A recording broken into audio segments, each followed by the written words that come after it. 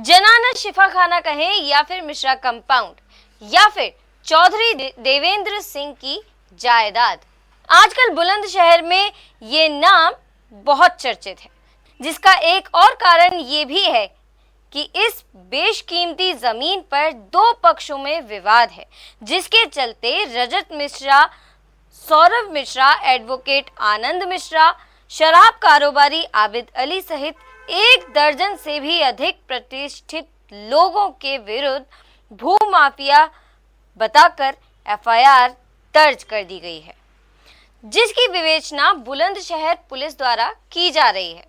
नमस्कार, मैं नंदिनी नागर और आप देखना शुरू कर चुके हैं वर्ड हेडलाइन। दरअसल बुलंदशहर मुख्यालय के रकबा 1180 दस्तावेजों में, जिसका क्षेत्रफल करीब 54 बीघा पक्का बताया जाता है, इसी रकबे की करीब 9 बीघा जमीन जो पुराने रोडवेज अड्डे से समीप पंजाबी कॉलोनी के सामने है, उस पर अंग्रेजी हुकूमत के समय जनाना शिफाखाना यानी महिला अस्पताल हुआ करता था, जिसे बाद में मिश्रा कंपाउंड बोला गया और अब चौधरी देवेंद्र सिंह अपनी जायदाद बता रहे हैं। इस मामले को लेकर वर्ड हेडलाइन के संपादक चक्रपाणी चक्र ने फॉर्चून सिटी स्क्वायर के डायरेक्टर एडवोकेट आनंद मिश्रा से बातचीत की। हम यहाँ ये भी बता देना चाहते हैं कि इस बातचीत के दौरान एडवोकेट आनंद मिश्रा जी को हमारे द्वारा कई बार सीए कहा गया है, जबकि बाद में पता चला कि वो सीए नहीं है। तो आइए सुनते हैं कि इस बातचीत में आनंद मिश्रा ने क्या कहा। मेरा नाम आनंद मिश्रा है। मैं इस कंपनी के अंदर एक डायरेक्टर हूँ। मेरी कंपनी ने 2014 के अंदर पूर्ण सारे स्टैम्प थोड़ा लाउडली बोले आप, रजिस्ट्री कराई थी। रजिस्ट्री कराने के बाद इसको डेवलपमेंट अथॉरिटी से अप्रूव भी कराया है। इस पर कंप्लीशन सर्टिफिकेट भी है मेरे पास। और ये एएसआई से बुलंदशहर में एक है, आर्कियोलॉजिकल सर्वे ऑफ इंडिया से भी इसके अंदर मेरे पास एनओसी मिली हुई है। अच्छा। सब डिपार्टमेंट ने इसके सारे कागजात खूब आज तक देखे हैं। हाँ। और कुछ लोग जो अपना नाम इसके अंदर राजस्व रिकॉर्ड में बताते हैं, वो रिकॉर्ड हमेशा इस पर कुछ ना कुछ, क्योंकि खाली जगह शहर के अंदर ये है जी। 1180 के अंदर 55 बीजे पुख्ता जगह, लगभग 1.25 लाख मीटर जगह का है ये सब चीज़। और 1.25 लाख मीटर डीएसओ ऑफिस से लेके जो मंदिर है राजराजेश्वर, वहाँ तक बैठता है। जहाँ तक मैं अपनी याददाश्त की बात करता हूँ, लगभग 55 साल एज हो गई, मैं इसी शहर में पैदा हुआ। और मैंने जहाँ तक यहाँ पे देखा कि मिश्रा जी की फैमिली यहाँ रहा करती थी और मिश्रा कंपाउंड के नाम से इसे जाना जाता था। तो मैं ये जानना चाहता हूँ कि मिश्रा जी के नाम ये ज़मीन कैसे आई? उन्होंने चूँकि बेनामा किया और अब ये फॉर्चून सिटी आप डेवलप कर रहे हैं। इससे पहले यहाँ पे मॉल भी बनने वाला था। तो ये जो लगातार इसके कार्यक्रम चेंज हुए और फॉर्चून सिटी अब ये बन रहा है, इससे पहले फॉर्चून नाम का एक मॉल यहाँ पे मेरे ख्याल से निर्धारित हुआ था। तो ये सब क्या है, मुझे ये जानकारी हासिल करनी है और शहर भी चाहता है कि इसके बारे में पता लगे। शहर के मिश्रा जी के पास ये ज़मीन कहाँ से आई? शहर के अंदर जो मिश्रा जी थे, बुलंदशहर के पहले सर्जन थे। अच्छा। सन 1932 के अंदर वो इस जगह यहाँ काबिज आए। अच्छा। उस टाइम की डिपार्टमेंट को जो इन्होंने जो पेमेंट किया, उसके सारे प्रूफ, एविडेंस, सब चीज़ें हैं। सब चीज़ें देश जिस दिन आज़ाद हुआ 1949 में, जिस दिन आबादी क्षेत्र डिक्लेयर हुआ, सबसे पहला नाम मिश्रा कोठी नंबर 1 का यहाँ पर रिकॉर्ड अवेलेबल है। अच्छा। सन 1998 में एक फैमिली सेटलमेंट के थ्रू कोर्ट ने इन लोगों को मालिक ठहराया। उसी जजमेंट के थ्रू उन्होंने कुछ जो संपत्तियां हम लोगों को बेची हैं और बेची सब है, उसे किसी ने चैलेंज नहीं किया। तो मिश्रा जी जो डॉक्टर साहब थे वो यहाँ आए जी, तो उन्होंने इस ज़मीन को परचेज किया। किससे? डिपार्टमेंट के इसके अंदर एक लाला गोपाल दास कोई पुराने रईस हुआ करते थे। अच्छा। उनके पास कोई जगह थी, ये सब चीज़ें उनसे परचेज की जाए। जी। उसके बाद में फिर ये 2014 में शायद 2014 में बेनामा हमारी कंपनी ने कराया जी। और उसके बाद हमने पहले यहाँ पर एक मॉल बनाने की कोशिश की, लेकिन बुलंदशहर के अंदर एयर कंडीशन मेंटेनेंस ना देना, सर्वे होने से थोड़ी सी हमें इसमें चेंज करना पड़ा। कि बुलंदशहर में सर्वाइवल नहीं था, एयर कंडीशन बिल्डिंग्स का बनाना सब चीज़ें, तो चेंज करके इसे अब जो है प्लॉट्स के रूप में यहाँ पर बिल्कुल जो डेवलपमेंट अथॉरिटी से अप्रूव प्लॉट हैं और जिसके पास हमारे पास कंप्लीशन सर्टिफिकेट भी है, सब चीज़ें हैं, उस रूप के अंदर हमने इसको सेल किया है। ये जो प्लॉट्स इसमें काटे हैं आपने कितने वर्ग मीटर में काटे हैं सर? 70-80 गज से लेके 150-200 गज तक के अलग अलग प्लॉट्स कुल हैं। कितना ये रकबा है, कितनी ज़मीन है? ये लगभग 5445.18 स्क्वायर मीटर का मेरे पास कंपनी के नाम है। अच्छा, बाकी कुछ जगह उनके पास, मिश्रा जी के पास अपनी बैंक और ये दुकानें बची हुई हैं, वो उसमें। अच्छा, जो बाहर सड़क जी, पे जी, बैंक जी। और दुकानें हैं, जी जी, तो वो अलग हैं वो इससे? जी, वो पहले या तो बेच दी गई कुछ हैं? बेची गई हैं, कुछ उनके कब्जे कुछ अच्छा, कब्जे में। खुद अपना कब्जा है। जी जी जी तो अभी में जो स्थिति है, एक एफआईआर सामने आई है, जी जी जी। इसका आधार क्या मानते हैं आप? एफआईआर के अंदर जो कथित रूप से देवेंद्र जी हैं, वो पिछले 15 साल 2015 में उन्होंने मुकदमा, जब मैंने बैनामा कराया था, जी उसमें एक एग्रीमेंट उन्होंने फाइल किया था हाँ और मुकदमा आज तक विचाराधीन है, जी जिसके अंदर उन्होंने एक स्टे भी डाला था, जिसको 5 तारीख में जूनियर डिवीज़न ने भी रिजेक्ट भी किया है। उसमें कारण स्पष्ट किया है कि कोई भी कार अपने स्वामित्व के कागज, हदूद, किसी तरह का कोई भी प्रमाण पत्र उसमें प्रस्तुत नहीं कर पाए, जिसके उसकी अथॉन्टिक कॉपी है आपके पास? सर्टिफाइड कॉपी दूंगा मैं आपको। जी उसके जी अंदर जी, चीज़ें- बिल्कुल बिल्कुल। फिर उसमें 156(3) के अंदर उन्होंने एक एफआईआर पुलिस के द्वारा भी कराने की कोशिश करी थी, पहले भी करी थी, और न्यायालय के थ्रू जो रिजेक्ट होकर परिवार में ट्रांसफ़र हो गई है। दोनों के अंदर आगे की डेट लगी हुई है। पुलिस प्रशासन इसके अंदर एफआईआर कैसे लॉन्च कर सकता है, मैं थोड़ा सा कानून को समझता हूँ, लेकिन यही अनभिज्ञ चीज़ है, हूँ। यही चीज़ ये अनभिज्ञ हूँ कि ये ऐसा चीज़ कैसे हमको हुआ। भी उलझा रही है जी। कि किसी ऐसे मामले में जो ज़मीन नगर के बीचों बीच थी, जी। इतना कुछ होने के बाद, चूँकि यहाँ पे प्लानिंग तो सबने देखा, जी बहुत सारे लोग यहाँ पर परचेजिंग भी करना चाहते जी, थे, या जी। तो जगह महंगी थी या जी, जो भी रहा हो, जी जी जी नहीं कर पाए, जी। लेकिन क्यूरोसिटी तो बनी होती है ना सर। जी। तो जैसा कि आपने सुना कि आनंद मिश्रा का आरोप एक तरफ तो पुलिस पर है, लेकिन वहीं दूसरी ओर वो कोर्ट के आदेश का भी जिक्र कर रहे हैं। आनंद मिश्रा जी ने आगे क्या कहा वो तो आगे सुनेंगे, लेकिन उससे पहले देवेंद्र सिंह की ओर से एडवोकेट वीरेंद्र सिंह सिरोही ने क्या कहा वो भी एक बार सुन लेते हैं। वास्तव में जमीन तो देवेंद्र सिंह की ही है। किसी जमाने में यहाँ पे पहले डिस्ट्रिक्ट हॉस्पिटल नहीं हुआ करता था, तो यहाँ ये इनके फादर जो थे वो डॉक्टर हुआ करते थे और वहाँ पे एक डिस्पेंसरी चलाया करते थे सर, गवर्नमेंट की डिस्पेंसरी। इसके बाद में डिस्ट्रिक्ट हॉस्पिटल बना, डिस्ट्रिक्ट हॉस्पिटल के बाद में ये यहाँ शिफ्ट हो गए और वो वहाँ रहते रहे एज ए किराएदार। इसके बाद में डॉक्टर साहब ख़त्म हो गए, इनके बेटों ने इस ज़मीन को हड़पने के लिए सिविल जज के यहाँ एक डिक्लेरेशन सूट किया कि हम सारे भाई इस तरीके से मालिक हैं। उसमें मालिकान का कोई कागज इन्होंने लगाया नहीं, ना ये मालिक है, ना इनके पास आज भी कोई रेवेन्यू रिकॉर्ड नहीं है। प्रशासन और पुलिस ने हमारी कोई मदद नहीं की। तो आपने सुना कि देवेंद्र सिंह के अधिवक्ता वीरेंद्र सिरोही बता रहे हैं कि मिश्रा बंधुओं के पास कोई रेवेन्यू दस्तावेज नहीं है और जो सिविल वाद दायर किया गया था उसमें भी अदालत को गुमराह किया गया था। दूसरी ओर वहीं शायद पुलिस का सहयोग देवेंद्र सिंह के पक्ष को नहीं मिला। तो आइए एक बार फिर सुनते हैं कि इसके आगे एडवोकेट वीरेंद्र सिरोही ने क्या कहा। और इसके बाद में इसका नंबर है, खसरा नंबर है 1180।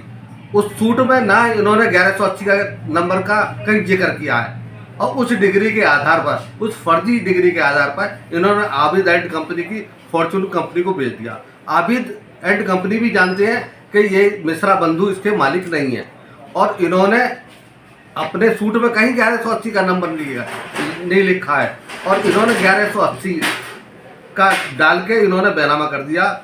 भू माफिया हैं ये आबिद अली, और उसमें कोई भी नंबर, इसमें 1180 में काफ़ी नंबर है, बैनामे में कोई नंबर नहीं डाला गया है।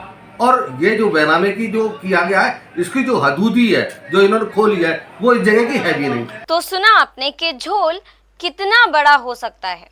मिश्रा बंधुओं ने जो सिविल वाद दायर किया उसमें रकबा 1180 का कोई जिक्र नहीं है, जबकि मिश्रा बंधुओं ने जो बैनामे किए उसमें रकबा संख्या 1180 का जिक्र किया गया है। आइए एक बार फिर सुनिए। और इन्होंने अपने सूट में कहीं 1180 का नंबर नहीं लिखा है, और इन्होंने 1180 का डाल के इन्होंने बैनामा कर दिया। भू माफिया हैं ये आबिद अली, और उसमें कोई भी नंबर, इसमें 1180 में काफ़ी नंबर है, बैनामे में कोई नंबर नहीं डाला गया है।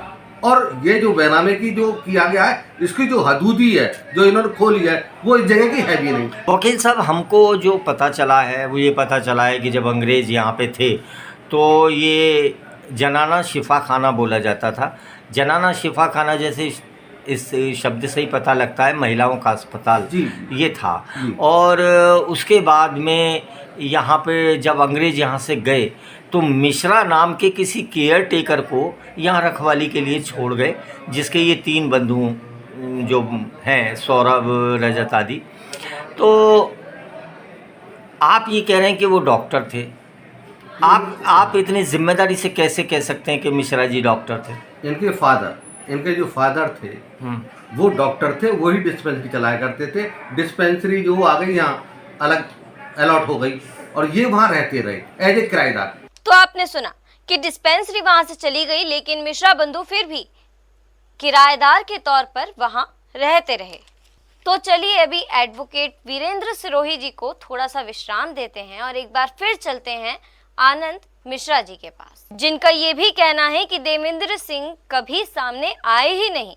हम उनका फोटो आपको आगे दिखाएंगे, लेकिन साथ ही ये भी बता दें कि अब से 2 दिन पूर्व ही उन्होंने जांच कर रही पुलिस को उपस्थित होकर अपना बयान भी दिया है। तो उसके अकॉर्डिंग लोगों में चर्चा तो थी इस जगह की, और फिर अचानक पता लगता है कि जमीन तो फर्जी बैनामे से ली गई है। तो लोग जानना चाहते हैं। देवेंद्र नामक व्यक्ति ने आज तक ना सामने आता है ना कोर्ट में आता है, और मुख्यमंत्री पोर्टल पर बुलंदशहर के किसी कोतवाली किसी क्षेत्र के अंदर ऐसा नहीं है जहां उसने कोई मुकदमा या कोई हमारे खिलाफ कोई कार्रवाई करने की कोशिश नहीं की हो, लेकिन वो उपस्थित, जब पुलिस उसे बुलाती है तो आप उपस्थित नहीं होता। अभी आप सब एक स्टे की बात कर रहे थे जी। वो स्टे कोर्ट ने रिजेक्ट किया है, मतलब खारिज किया है, या जो अदर्स पार्टी है यानी कि दूसरा पक्ष है उसने उसको सरेंडर कर दिया स्टे? नहीं, कोर्ट में आपको आदेश दे सकता है, जिसमें कागजात प्रस्तुत ना करने की वजह से निरस्त किया गया है। तो 2 आदेश आप हमें देंगे सर जी। तो अभी में क्या स्थिति है सर? इसकी FIR तो आपके खिलाफ है जी, मतलब जो बेचने वालों के हैं जी। और उस लिस्ट में 12-14 नाम और भी हैं जी। तो कौन कौन है सर? एक तो आप ही का नाम है। नहीं, नाम तो मैं कंपनी का डायरेक्टर हूँ। पहली बात तो किसी भी बेचने के अंदर खरीदार पर किसी तरह का कोई आरोप नहीं बनता है जी। जो 3 नाम लिए गए हैं, 3 नाम उसके अंदर लगे हुए हैं। पुलिस को हमने सारे रिकॉर्ड देने की प्रयत्न किए जा रहे हैं, SSP साहब से मिले गए हैं, उनको संज्ञान में दिया गया है, सारे पेपर्स दिए गए हैं। और ग्रामीण में जो हमारे यहाँ पे SSP साहब हैं उनमें हमें पहले एक समन भी जारी किया था, उसमें सारे पेपर्स डॉक्यूमेंट्री एविडेंस के साथ उनके सामने प्रस्तुत किए गए हैं सर। सर्टिफाइड कॉपियाँ दी सर, गई हैं। इसमें ये कहा जा रहा है कि जो FIR हुई है ये लोकायुक्त महोदय के आदेश के बाद हुई है और पहले इस पे जांच हो चुकी है। नहीं, लोकायुक्त किसी भी पर्सनल आदमी के नाम में टिप्पणी नहीं कर सकता। लोकायुक्त में केवल सरकारी आदमियों की शिकायत होती है। उनका इस पक्ष का कहना ये है कि लोकायुक्त हमसे मिला हुआ है और लोकायुक्त उनकी कोई शिकायत नहीं सुनता है। तो लोकायुक्त ने जो FIR का आदेश दिया है, कोई आदेश नहीं है। तो फिर FIR कैसे हुई है? पुलिस प्रशासन बताएगा तो कोर्ट में, कोई ऐसा आदेश नहीं है। हमको ये पता लगा है। नहीं, देखिए, मैं उसके अंदर पार्टी नहीं बन सकता। अगर मैं पार्टी हूँ तो मुझे लोकायुक्त मेरा पक्ष तो सुनेगा। बिल्कुल। मेरे खिलाफ कोई FIR देने का आदेश देने से पहले मेरा पक्ष तो सुनेगा जी। लोकायुक्त में मैं पार्टी नहीं हूँ किसी भी तरीके से। लोकायुक्त में तो यहाँ सरकारी अधिकारियों के खिलाफ वो हमसे मिले हुए हैं और कोई न्याय व्यवस्था इनकी नहीं सुन रहे हैं, इसलिए लोकायुक्त में शिकायत की गई। जो SP आ रहे हैं, जो ग्रामीण हैं जी, उन्होंने इसकी जांच के भी आदेश दिए, पहले जांच कराई है उसके अंदर जांच। तो क्या वो जांच करने वाला अधिकारी आपसे मिला? नहीं, कोई अधिकारी नहीं। मेरे पास संपर्क मिले, मेरे वकील ने उन्हें सारे सर्टिफाइड कॉपियाँ, कागजात, 2 कॉपियाँ, मेरे दोनों डायरेक्टर थे, दोनों डायरेक्टर्स की तरफ से वहाँ कॉपियाँ सब फाइल की गई हैं, सब चीज़। फिर भी FIR दर्ज कर ली पुलिस ने? ये तो मुझे पता, मैं खुद आश्चर्यचकित हूँ भाई। जब आपने डॉक्यूमेंट्स दिए, अपना पक्ष पूरा रखा जी, तो या तो इन्वेस्टिगेशन में कोई लोच है। इन्वेस्टिगेशन मैं तो देखिए किसी के लिए आरोप लगाना आसान चीज़ नहीं है जी, लेकिन कम से कम चीज़ों को पढ़ना समझना जरूरी है। हाँ। इसके अंदर पिछली बार DM साहब ने, जो पिछले CPS में DM साहब थे जी, उन्होंने भी एक इंक्वायरी करके लिया था और एक प्रतिपादित सिद्धांत भी है कि जब मैटर सिविल कोर्ट में सब जुडिस है, हाँ हाँ तो पुलिस प्रशासन किसी तरह की हस्तक्षेप नहीं कर सकता। सुप्रीम कोर्ट के आदेश हैं, हाई कोर्ट के आदेश हैं, शासन आदेश हैं पुलिस के पास। नहीं, ये तो बताया जा रहा है कि लोकायुक्त महोदय ने सब भेजा मेरे है। सामने प्रस्तुत करें ना वो, और लोकायुक्त मेरे तरफ एक तरफा कैसे कार्रवाई कर सकता है? तो क्या आप ये कहना चाहते हैं कि लोकायुक्त का कोई ऐसा लेटर नहीं कुछ है? नहीं है। लोकायुक्त मेरे खिलाफ मेरी बगैर सुने, कोई भी शासन अधिकारी मेरी बात बगैर सुने मेरे खिलाफ कोई टिप्पणी नहीं कर सकता। अगर लोकायुक्त का, जैसा कि आप कह रहे हैं सर, जी। अगर लोकायुक्त ने कोई ऐसा लेटर नहीं दिया और उसके बाद इतनी बड़ी कार्रवाई आपके खिलाफ होती है या कार्रवाई होती है वो किसी के भी खिलाफ हो, तो ये तो एक बड़ा गंभीर अपराध हो जाता है, संवैधानिक अपराध है। सर तो ये जब कोर्ट में पेपर फाइल होंगे मैं सर्टिफाइड कॉपियाँ लूँगा, जब मैं आपको विशेष बताऊँगा किसी भी चीज़ के अंदर। अभी में क्या स्थिति है? अभी मैं पुलिस प्रशासन को मैं सहयोग कर रहा हूँ सब चीज़ों के अंदर, सारे डॉक्यूमेंटेशन दिए गए हैं रजत जी की तरफ से, सबकी तरफ से डॉक्यूमेंटेशन, सारी सर्टिफाइड कॉपियाँ, ऑर्डर, सब चीज़ दी गई है उन्हें। सब चीज़ के अंदर 156(3) के अंदर जो उनका मुकदमा परिवार में ट्रांसफ़र हो गया था उसमें 4/9 की डेट लगी हुई है। उस तथ्य को छुपाते हुए FIR कैसे कोई आदमी लॉन्च कर सकता है, जब सिविल मैटर एक सबजुडिस है उसमें डेट है जिसने वही फाइल की है। एक सर आपने कहा कि देवेंद्र नाम का कोई व्यक्ति जो आपके सामने मेरे सामने नहीं नहीं आया, आया। तो क्या ऐसा लग रहा है कि ये कोई बस ये भी कोई दिव्य आत्मा है? देवेंद्र, मुझे तो ऐसा लग रहा है सब कोई आर्टिफिशियल तरीके से बना के कुछ लोग, लोकल लोग हाँ हाँ, इसके पीछे लगे हुए हैं, कार्रवाई करने की कोशिश कर रहे हैं। भिन्नता है वो उसकी मेरे पास विश्वसनीयता बहुत सारे हस्ताक्षर हैं जो डॉक्यूमेंट में कहीं कुछ नाम लिखता है, कहीं कुछ नाम लिखता है। आधार कार्ड है, आधार कार्ड पे नंबर, आधार कार्ड पे एड्रेस ग्वालियर का है जी। और नंबर उत्तर प्रदेश का, यहाँ बुलंदशहर का बोलता है, फोन नंबर जो है। हाँ हाँ हाँ। तो ऐसी चीज़ भिन्नताएं हैं जिसे मैं खुद समझने में असमर्थ हूँ। प्रशासन समझेगा, मेरी हेल्प करेगा, मुझे न्याय में पूरा विश्वास है। मैं अपने सारे कागजात सब चीज़ लेकर सब प्रशासन को पूरा सहयोग करूँ। तो आपने सुना कि आनंद मिश्रा जी द्वारा बताया जा रहा है कि लोकायुक्त की तरफ से उनके पास कोई भी पत्र, कोई भी आदेश नहीं आया। ये खबर जहां रोचक है वहीं लंबी भी है, इसलिए हम इस खबर को 2 पार्टों में जारी कर रहे हैं।